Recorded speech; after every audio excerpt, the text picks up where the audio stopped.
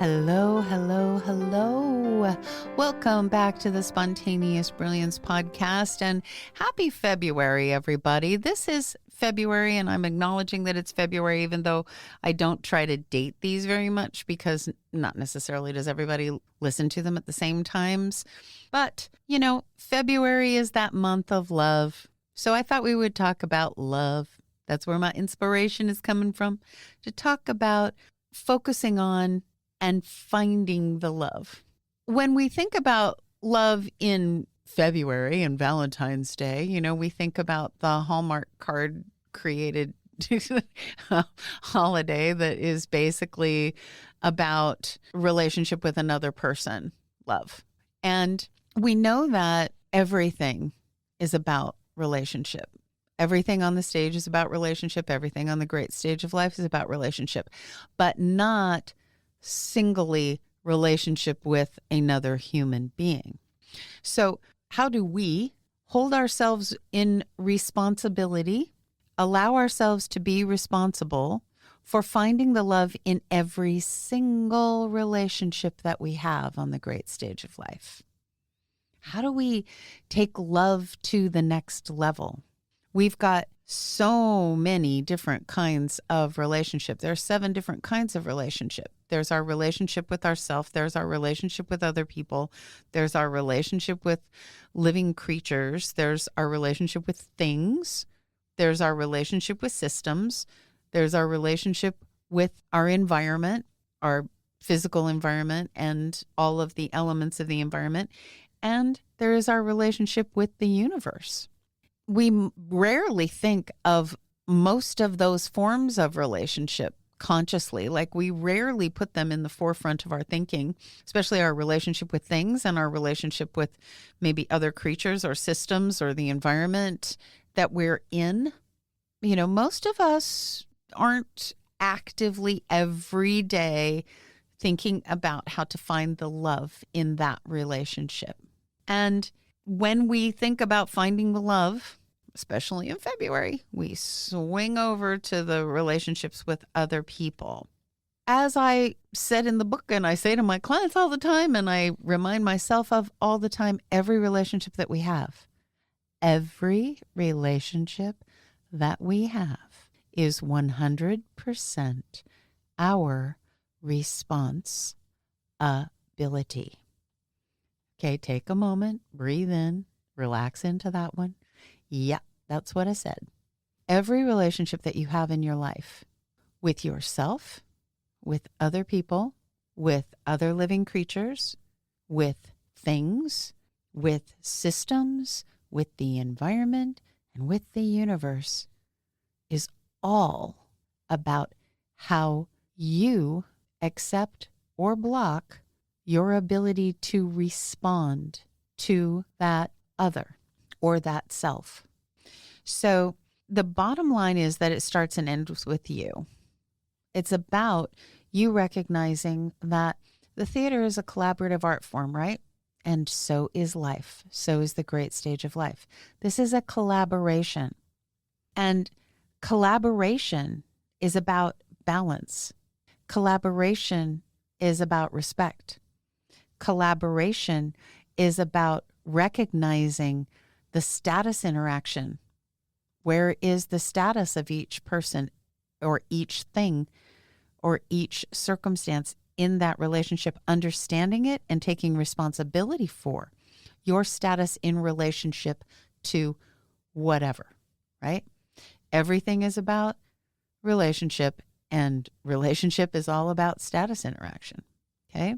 And it's about, remember that in acting as in life, it's all about making the other player look good. Now that's a phrase that encompasses a lot. I don't mean just look good, but that's what Jimmy used to say.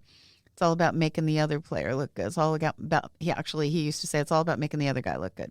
Meaning that when you're on the stage with another player, part of your job is to offer to them and give to them whatever they need to be successful in their role as well. And so same is true when we are functioning with another player on the great stage of life. we have a certain responsibility to help them feel good, feel successful, feel loved, feel respected, feel seen, feel noticed, feel whatever other good thing we might want to help someone feel. So we might touch on all 7 of these, but let's really just for a moment, let's look at the number 2 in the list of relationships, other people.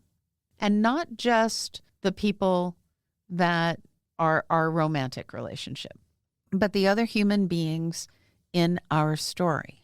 And that doesn't mean only the ones that have large, sizable roles and lots of lines in our story.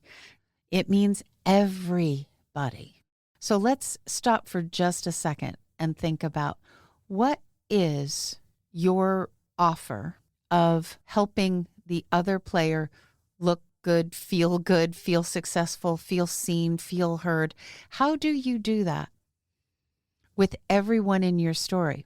And newsflash, if you're walking past them on the street, for that split second, they're in your story.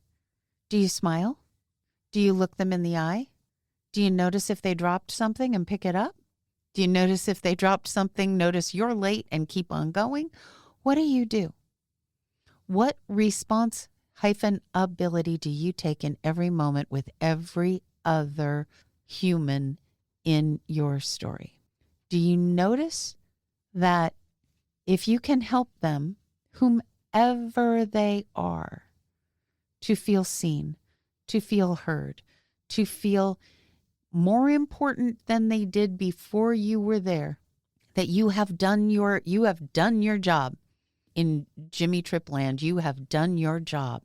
You have made the other player, you've upped their performance by your presence in that moment.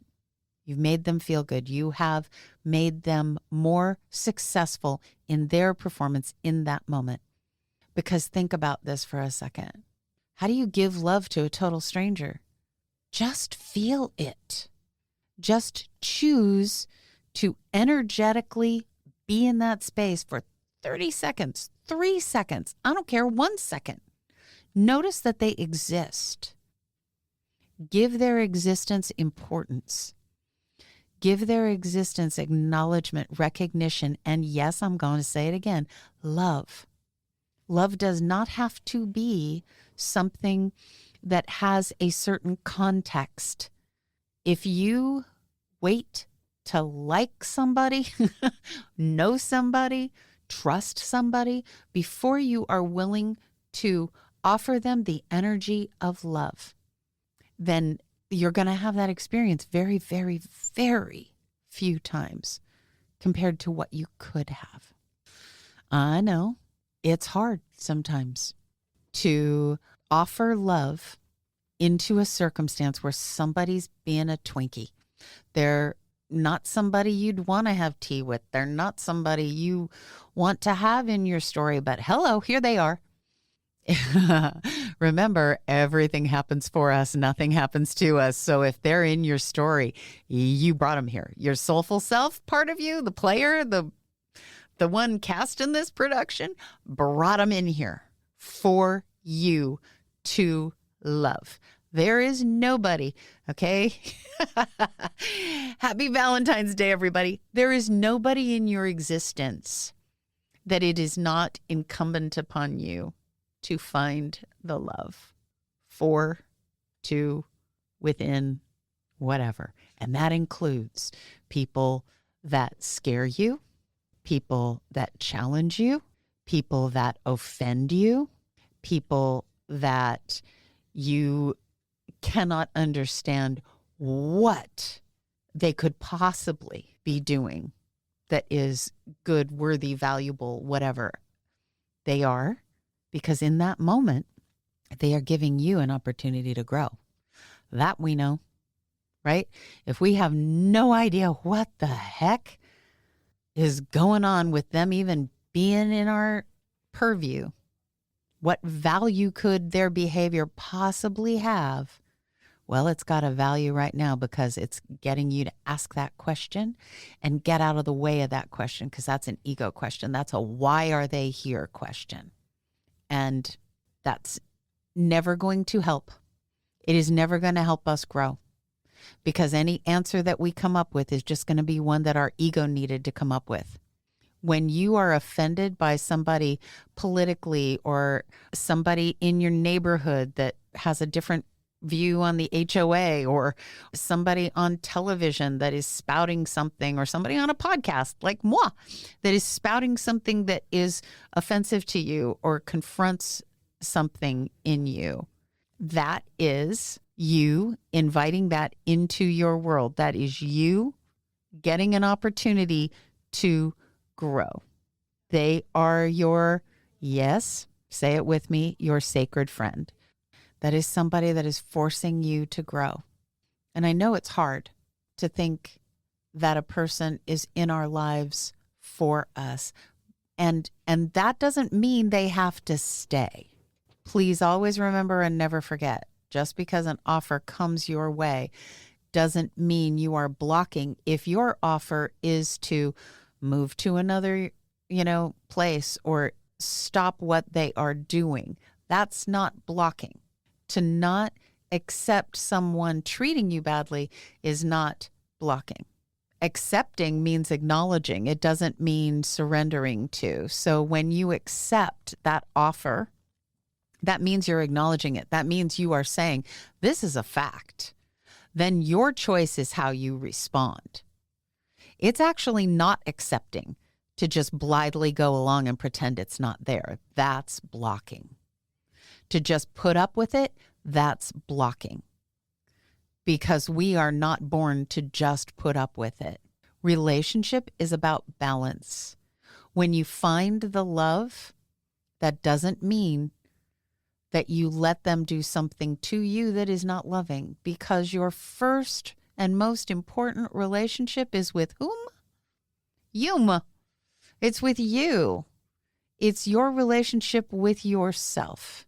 When that is healthy, when that is sacred, when that is your first focus, then all your other relationships are much more glorious and gorgeous. You will attract to you people that love you as much as you do. Let me say that again. You will attract to you people that love you as much as you do.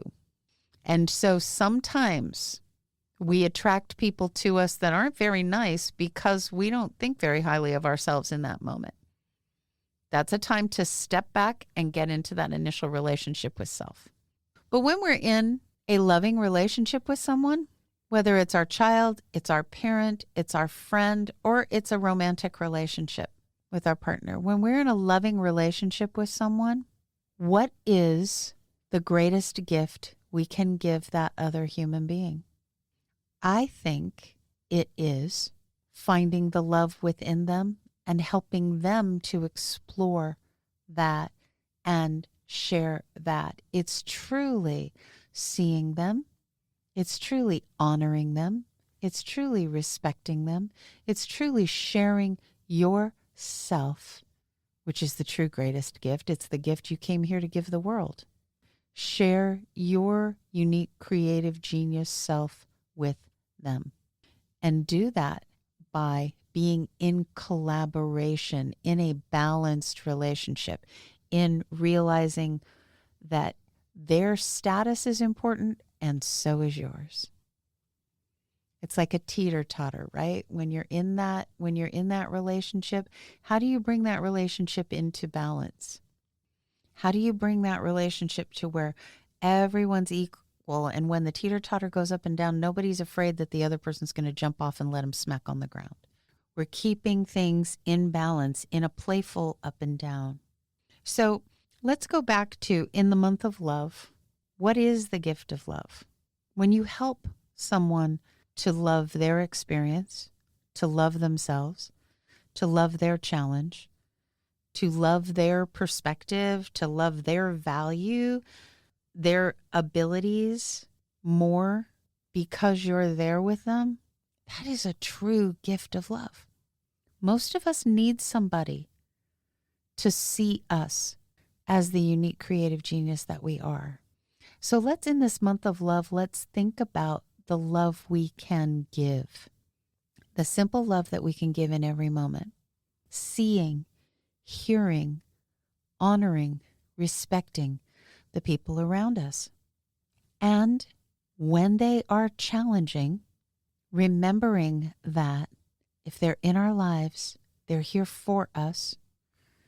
And so what can we learn from this? How can we most love ourselves? Because remember, back to those early questions, right? When we're in a situation that is challenging, first question we ask ourselves is this mine? If the answer is yes, then the next question is, then what's the most loving thing I can do for myself right now? If the answer is no, then the next question is, then what's the most loving thing I can do for myself right now? So what if every moment of every day, that was your question? What's the most loving thing I can do for myself right now? What's wrong with that? Why do we think that would be, quote, selfish, maybe? Why do we think that might be something that we were taught? If we're thinking of ourselves first, that we're selfish? Okay, well, a little selfish self-interest never hurt anybody, right? A little recognizing what we truly need, what we truly desire, what we truly want, and then being present for that, honoring that, respecting that, knowing that if we can connect to the love inside of us, what do we love? What did we come here to do? That's a grand thing. That is a grand thing. Our passion, our purpose, our divine spark. That is our love. And when we get up in the morning, if we can ask ourselves, what is mine to do? What love am I going to share today? What do I love about myself? I heard someone say a practice, and I don't remember who it was, but I heard someone say a practice recently of looking at yourself in the mirror and saying 10 times every morning, I love you, I love you, I love you, I love you, I love you, I love you, I love you, I love you, I love you, I love you. That was 10. I had to count. Held my fingers up. But if you're saying I love you 10 times, looking yourself in the eyes, don't attach anything to it. Don't worry about it. But look yourself in the eyes and say that 10 times. Does it feel weird? Does it feel stupid? If your partner is within earshot, do they think it's weird? Do they think it's stupid? Do it anyway. You know, if you forget it when you're in the bathroom first thing in the morning, then when you get in the car, look in the rearview mirror and say it before you pull out. Or pull your mirror out of pull your compact out, or walking by a window that's got a reflection on the street, stop and say it. Who cares, right? Who cares if you look crazy for a second? I used to look crazy in New York all the time. I used to feel like on the subway, the way I could keep people from approaching me that I didn't want to approach me was do my voice and speech exercises on the subway, right? So look in the reflection on the subway and say I love you 10 times to that reflection. Maybe it'll catch on. Maybe everybody on the subway will be doing it. But it's a gift you're giving yourself of love. So if you can look at each one of those relationships, the self, other people, living creatures, things, the objects in our world, right? Systems, meaning cities and government systems and large collectives of human beings. Those are also human relationships, but they are systems organized by humans, right? And then the environment, meaning the room you're in, the house you're in, or the environment as in the air, the trees, the land, etc. The environment, large and macro and micro, right? And then the universe, source. Okay, those are the 7 kinds of relationship. So what if every day during this month of February, what if every day we actively engage in finding the love in every one of those kinds of relationships? We actively focus on the love for self, which is huge, supreme, and central, right? Got to start there. What do I love? And do I love me for loving that, right? There's finding the love within on the soulful level. What's the passion, the purpose, the desire, the love that I came here to experience? That's the one side of that coin. And the other is loving this character, this egoic self, right? Uniting our two selves, loving the character self, the egoic self, this human being with this height, weight, hair, eyes, personality, everything about you, profession, etc. Finding the love for that. And then the love for other people, those that we naturally find easy to love and those that we find challenging to love. Every person that comes into our story every day, even if we just pass them on the street, how can we share the energy of love with them? Look them in the eye, offer them love without anything but just that we are focusing the energy that way, or we're intentioning for them, or we're saying a quiet prayer for them. They don't have to know. But we are expending the energy of love, which multiplies megafold.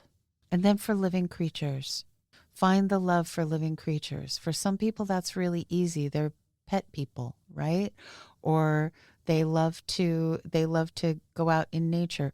But how can you shift your energy today and all throughout this month of February to show love, to experience greater love for those other living creatures on the planet?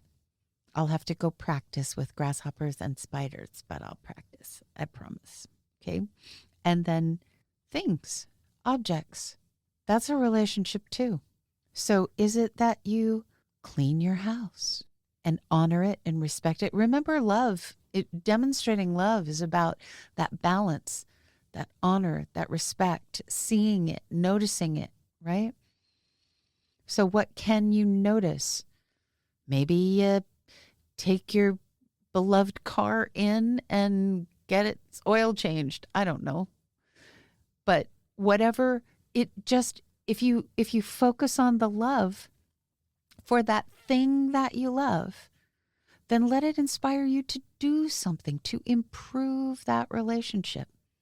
Maybe it's a book that you treasure and it's been on your shelf forever. Open it, sit down and read it. If you haven't read your favorite novel in quite a while, then do. Share the love of that knowledge with yourself. Get into relationship with that book or that old movie. Or, if you're having dinner and you have favorite plates, but you don't ever take them out of the cupboard because they might get cracked, take them out. Take them out lovingly and use them. And tell the stories about them and notice where they came from. And then with systems, okay? Systems, political systems, or your road system, or any kind of system that is created by human beings. How can you show love to that system? It might be getting involved.